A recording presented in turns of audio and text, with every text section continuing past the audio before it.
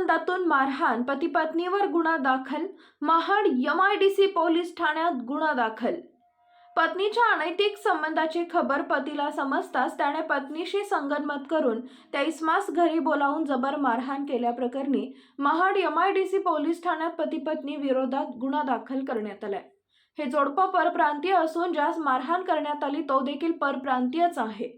याबाबत पोलीस सूत्रांकडून मिळालेल्या सविस्तर माहितीनुसार महाड तालुक्यातील औद्योगिक वसाहती जवळील आसनपोई गावात महेश गंगाप्रसाद कोल आणि त्याची पत्नी दोघेही मूळ राहणार मध्य प्रदेश हे एका घरात भाड्याने राहतात।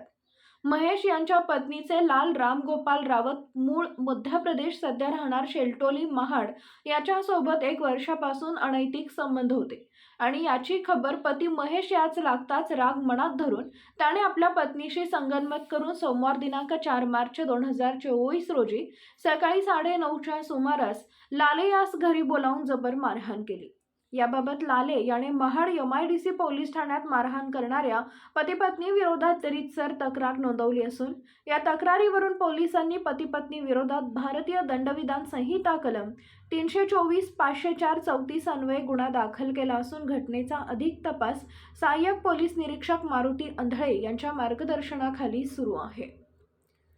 ब्युरो रिपोर्ट, तेज मराठी न्यूज, महाड, रायगड।